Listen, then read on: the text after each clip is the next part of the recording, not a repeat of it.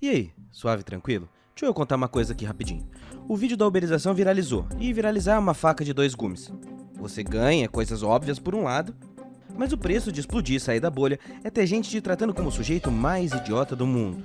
E quanto mais eu li as questões, mais eu me lembrava de um livrinho poderoso e sempre muito atual. O Discurso da Servidão Voluntária, de Etienne de la Boétie. Um livrinho fininho de 1576 sobre a tirania dos monarcas, mas que pode ser usado ainda hoje para nossa reflexão.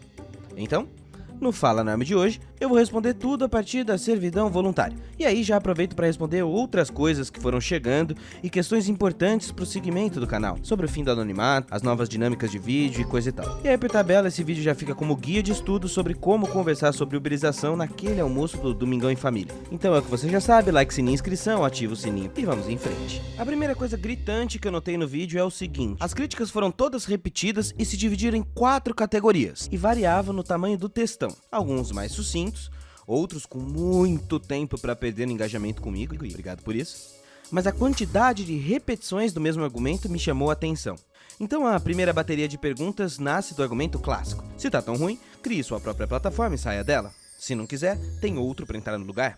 Como falei no vídeo passado, toda plataforma passa pela formação de hábitos. Por mais que o YouTube tenha problemas, são 15 anos de pessoas postando nele, se acostumando com o serviço, criando uma biblioteca de vídeos que nenhuma plataforma terá a curto prazo. A Uber conseguiu algo ainda mais forte: entrar no vocabulário das pessoas. Pegar um Uber virou sinônimo de transporte, seja qual for o aplicativo. Existe um sistema maior que gera dependência. E não tem nada pessoal contra a Uber. E não é porque você é dependente que não pode criticar o sistema.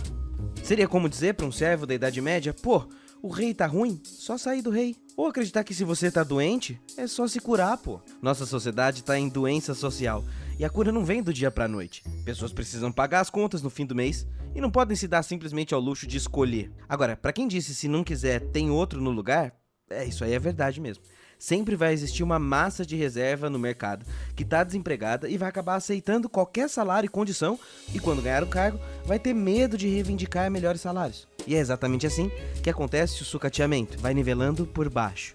E outra, num país de 13 milhões e meio de desempregados como o nosso, é razoável dizer que cada um trabalha e aceita porque quer? Falar em voluntarismo e isonomia de relações de poder é delírio. Doideirinha. Completamente fora do planeta Brasil e do corre do trabalhador. Para essa questão, é preciso fazer uma atualização de Etienne de la Boétie. Se em 1500 os súditos precisavam se submeter aos tiranos, no mundo moderno essa subserviência se transferiu para o mundo do trabalho, onde o trabalhador abre mão de seus direitos e liberdades para se submeter às piores condições na esperança de um dia ele ser o patrão. E se você acredita nisso, ou está num patamar fora do padrão, ou você não depende de pagar suas contas. Normalmente, tende a segunda opção. A segunda bateria de questões é de cunho moral. Mas sempre foi assim, sempre existiu exploração, seu vídeo é uma utopia de querer direitos, Deus já te deu direito à vida, não adianta mais reclamar, coisas do tipo. Vamos pensar no seguinte: pense num animal na floresta, 100% livre na natureza, certo? Tente colocar um animal desses na sua casa e você sabe que seria uma catástrofe, correto? Porém, quando domesticamos, por exemplo, um cavalo, desde o momento que ele nasce, preparando-os para servir e ser obediente, ele não vai sentir mais a espora em suas costas. O tempo, mostra la Boétie, torna a natureza do cavalo, que antes era de liberdade, como prisão, mas que para ele tá tudo bem. Nós, iguaizinhos, nascemos na servidão, juramos que tudo que está aqui sempre foi assim. Não foi sempre assim. Houve um tempo, por exemplo, muito pior do trabalho, nas primeiras fábricas da primeira Revolução Industrial, em 1800, onde as crianças trabalhavam em máquinas, as jornadas eram de 18 horas por dia, e não foi um unicórnio mágico bondoso que trouxe os trabalhos e os direitos do céu. Foi a luta por direitos, foi a organização trabalhadora, foi a massa buscando e reivindicando condições de melhoria. Melhoria essa que está sendo perdida novamente. E até quando vamos acreditar na mão invisível do mercado que só aparece para lhe passar a mão na bunda sem você pedir e te dar um tapa na cara? Ah, mas isso é inveja. Esquerdista é tudo invejoso, só quer roubar o que é dos outros. Quem é que não quer chegar lá no topo? Tem uma porção de gente que mandou esse tipo de pergunta desde lá do meu vídeo dos bilionários. Você diz isso porque tem inveja. Essa pergunta é reveladora porque mostra um espelho. E para isso, vamos olhar para a estrutura do poder segundo Etienne de la Boétie. A tirania para ele funciona apenas se o tirano tiver cúmplices. Sim, não amigos, apoiadores ou companheiros, mas cúmplices. Explico. Imagine que em volta do tirano tem 6 cúmplices. E esses têm o poder sobre 600, que por sua vez tem poder sobre 6.000 e assim por diante. Assim, cada um de nós só obedece porque também manda no de baixo. e tem dentro de si um pequeno tirano que deseja o poder e mandar no outro. Esse desejo de mandar explica o desejo de possuir, ou seja, servimos porque sonhamos em mandar no topo da cadeia. Se você tá vendo o mesmo desenho que eu, Laboissi percebeu que o poder é um grande esquemão de pirâmide e que se ajeitar direitinho, todo mundo oprime. Então acho que é daí que nascem essas perguntas de inveja. Há quem queira pertencer a essa pirâmide, engole ser esmagado porque também vai esmagar alguém. E bom, eu quero fugir disso. Cultivar outras práticas não verticais. E é isso, nem tem mais o que dizer. Próxima pergunta. Essa aqui veio lá do Instagram e diz o seguinte: acha que sou a única pessoa que não gosta do Casimiro, eu tô errado? Sim, está, não tem jeito.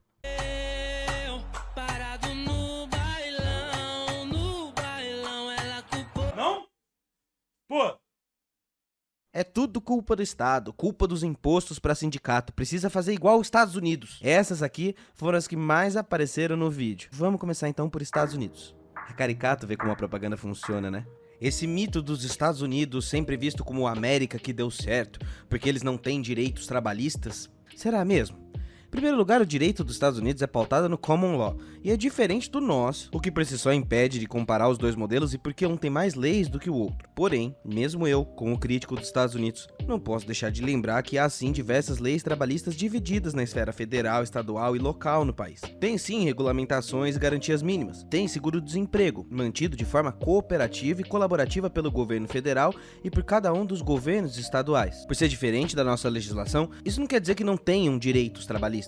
E quer saber um dado que deixa o discurso liberal pistolinha da cabeça? Conta pra eles que aumentou em 77% a taxa de trabalhadores da geração Millennial e Z apoiando os sindicatos e começando a se filiar. Lá, essa é uma geração que por estar vivendo esse falso milagre da flexibilização sucateada, já percebeu a mentirada da promessa do mercado e passou a buscar os seus direitos.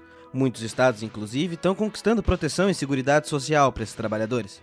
Até porque, se fosse o paraíso, por que o modelo da Uber nos Estados Unidos continua quebrando, sem dar lucro e com os mesmos problemas que temos aqui? Você sabia que os serviços americanos estão passando agora por sucateamento, escassez de motorista, tanto na Uber quanto na Lyft, a sua concorrente? E adivinha qual está sendo a saída genial para resolver o problema? Injetar mais cupom, desconto e vantagens artificiais para o trabalhador e para o usuário continuarem usando esse serviço sucateado. Até porque, recentemente, o atual CEO da Uber, que tem esse nome aqui, ó, Dara Khosrowshahi, disse a investidores que a empresa consegue fazer qualquer modelo de trabalho funcionar.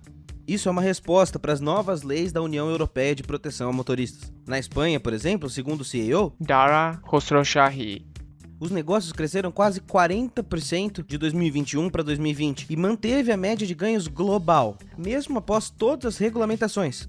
Você entende o tapa na cara que é isso? Dá pra fazer funcionar? Tá admitido pelo CEO. Dara Khosrowshahi. Mas pra quê? Pra que eu vou melhorar o serviço se tem até gente na internet me defendendo voluntariamente? Prefiro gastar milhões de dólares em lobby pra destruição das leis contra trabalhadores e continuar no meu antigo modelo de negócio. É o que mostra esse comentário aqui, que queria defender os apps, mas que acabou me ajudando. Ele diz que o problema é que se fizer as empresas pagarem como as outras pagam, elas deixam de existir. Exato. Amigo, você é fã ou hater? Na última reforma trabalhista, sabe quem foi a favor do fim dos impostos para sindicatos? O Dória? Os patrões? Alguém de sapatênis? Não. A Central Única dos Trabalhadores, a CUT. Para entender melhor essa história, eu fui conversar com colegas de diferentes sindicatos, contra e a favor dessa medida, para tirar a limpo essa história e entender o impacto dos impostos sindicais. Desde os anos 80, a diretriz da CUT é crítica ao imposto sindical porque, abre aspas, prende o trabalhador ao Estado.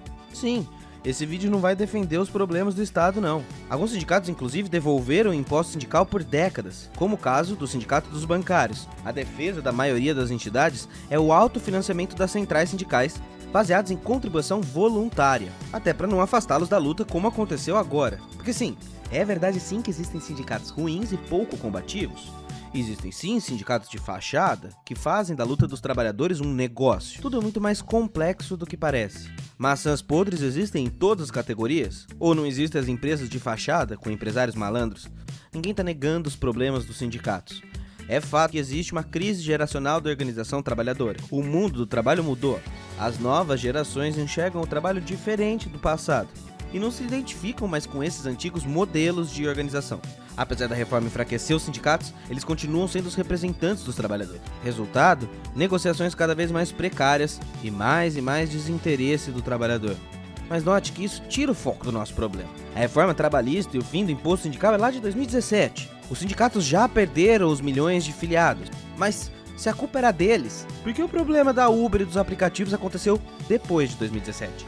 O fato é que com sindicatos enfraquecidos, essas empresas tiveram facilidade para sucatear os empregos. E aí você começa a entender, apontar para os problemas dos sindicatos para destruir o direito dos trabalhadores é cilada, propaganda contra os seus direitos. Pegar um problema que de fato existe para manchar todo o resto e impedir a luta por direitos. Então, para ser claro, é óbvio que há problemas na taxação do Estado, sobretudo para trabalhadores pequenos e médios empresários. E é claro que há problemas em muitos sindicatos. Nada disso elimina o problema das empresas. Nada disso elimina a uberização. Nada disso tira a necessidade de se organizar para conquistar direitos. Não adianta apontar para o problema do irmãozinho para amenizar o seu. É infantil. E assim, se você quiser, fala aí nos comentários, eu posso até fazer um vídeo sobre a história da organização trabalhadora e conversar com pessoas que estudam isso, suas histórias e conquistas, mas o fato continuará um só. É muito mais forte negociar coletivamente do que de maneira individual. A força de uma categoria sempre será mais forte do que um indivíduo isolado contra o seu patrão. De fato, as leis de trabalho estão desatualizadas, e estão mesmo, porque os críticos do direito ao trabalhador não evocam uma atualização das leis do trabalho. Se as relações de trabalho evoluíram, porque eles não prezam pela defesa dos pequenos e médios empresários, para aqueles que estão começando. A intenção é sempre usar a flexibilização para destruir as relações de trabalho, colocar no indivíduo a única possibilidade de melhoria do seu mundo. Ah, mas isso não invalida que a existência do aplicativo ajudou muita gente a conquistar renda. Verdade, há um buraco social, tanto de desemprego, tanto de qualidade de transporte, que abre espaço para essas empresas se aproveitarem. Mas é a gaiola de ouro. Gera uma certa renda, salva na hora do desespero, mas ainda é gaiola. Te mantém preso. É daí que vem a ideia do privilégio da servidão que fala Ricardo Antunes. Por isso ele usa a capa de Reload, um grafite de Le Valet, em Paris, que resume a realidade da classe digital. Alguém em condições sub-humanas de trabalho físico, mas que não pode nem reclamar, porque, puxa, poderia ser pior. Não há um espaço para uma sociedade que só tem empresas e empreendedores. Se todo mundo virar empresa, ninguém é. E aí fica a pergunta, a quem interessa o sucateamento do trabalhador? Nossa, eu me empolguei demais que até esqueci do Etienne de la Boétie nessa. Mas você entendeu. A próxima é outro clássico, que fala assim, é fácil falar tudo isso sendo anônimo. Olha, vamos ignorar a leve ameaça que tem nesse comentário, porque vamos partir para a parte boa. Aproveitar essa pergunta excelente e feita na medida para eu te avisar. Não era clickbait que eu vou acabar com o anonimato. É real. Porém, como eu aviso lá no vídeo, eu quero fazer isso da melhor maneira possível. Não só do meu ponto de vista psicológico, para me preparar para os comentários que virão quando eu aparecer, mas para fazer o meu espacinho de gravação acontecer com o capricho que merece. O que eu quero construir agora exige adquirir equipamentos para fazer externas na rua, me preparar para gravar, construir algumas coisas, enfim. Eu optei para demorar um tanto mais de tempo, mas já lhe avisar em vídeo que é para eu não ter como voltar atrás. Então assim, as primeiras mudanças do Normose são sobre frequência. A partir de agora teremos vídeo toda semana e às vezes 2 vezes por semana. Tá vendo aí uma porção de mini documentários e encontros fechados para quem quiser estudar junto comigo, combinado? Combinado. Próxima pergunta. Essa é a última antes da gente começar a falar de soluções e é para quem diz que há evidências de que a flexibilização trabalhista favorece empregos, aumenta salários e o bem-estar. Isso é repetido aos montes. Mas nós já tivemos uma experiência na história recente do país que esses mesmos argumentos foram usados. E o que aconteceu 4 anos depois? Exatamente o que se esperava. O desemprego hoje está maior com um diferencial. Os direitos agora estão muito mais sucateados e não temos mais força para lutar contra isso. No ano passado, a taxa de desemprego chegou a 13,7%. Hoje está em 11,9%. Número maior do que lá em 2017, quando a reforma era urgente para salvar o país. Vale dizer também que o Ministério do Trabalho e do Emprego foi extinto logo no primeiro ano de governo Bolsonaro e que o próprio Michel Temer chegou a reconhecer no ano passado que os seus ministros superestimaram os números de geração de emprego e que não houve o boom prometido. E sabe qual tem sido a proposta apoiada pelos patrões para resolver esse problema? Mais reformas e menos direitos ainda. O governo do Sr. Jair já tentou aprovar 2 vezes reformas trabalhistas, queria acabar com a carteira de trabalho, férias, 13º e FGTS, o que jogou o Brasil para a lista dos 10 piores países para se trabalhar no mundo. Acho que já ficou claro o nosso ponto aqui, não é mesmo? Então, por último, vamos falar das soluções, que esse carinha aqui cobrou em uns 50 comentários que eu falei de problemas, mas não disse soluções. Tem gente que quer tudo desenhadinho e entregue na bandeja, não é mesmo? Mas ok. Em primeiro lugar, vamos olhar para o BibiMob. Você deve ter ouvido falar nas últimas semanas desse aplicativo. Lançado na cidade de Araraquara, ele repassa 95% das taxas aos motoristas. Sim, 95%, que é excelente. Porém, ainda é só um passo, porque o modelo ainda funciona como franquias numa empresa privada que detém essa tecnologia. Ainda assim, esse tipo de serviço é positivo e aponta para uma tendência que já está rolando no mundo todo. A cidade de Barcelona, por exemplo, construiu como política pública um programa de fomento e aceleração de plataformas ligadas à economia solidária e que foquem num serviço de compartilhamento entre trabalhadores. É o caso, por exemplo, da CoopCycle, uma federação de cooperativas de entregadores que fornece software livre para iniciativas federadas. Ou, em outras palavras, aplicativos com código aberto e gratuito para que programadores e cooperativas consigam se autodesenvolver.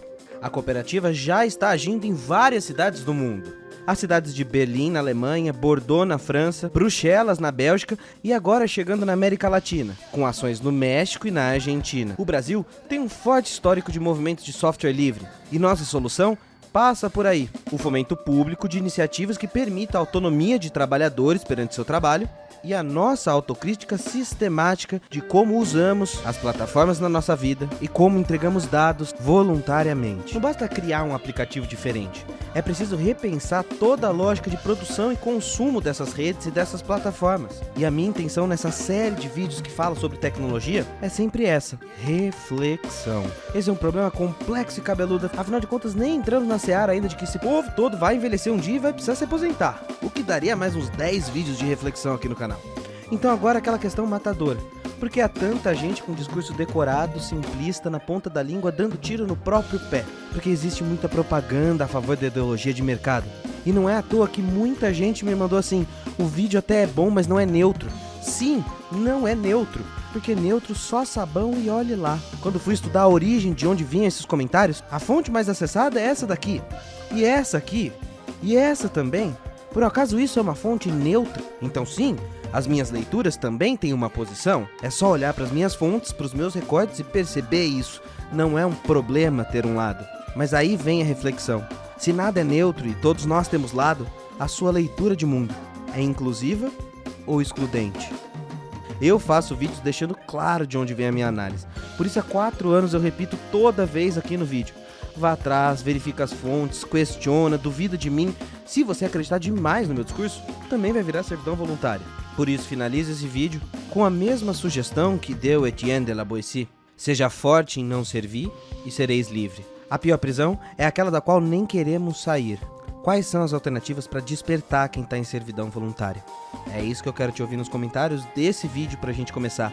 Então, antes de você fechar o vídeo, deixa eu passar o chapéu do Pix e te pedir qualquer valor ou uma assinatura do Catarse, que mantém o meu trabalho gratuito até aqui. Espero que você tenha gostado desse Fala Norme. Não deixe de conferir e compartilhar a playlist de vídeos dessa série. A gente se vê ainda essa semana com mais um vídeo novo. É nóis, fica suave e falou!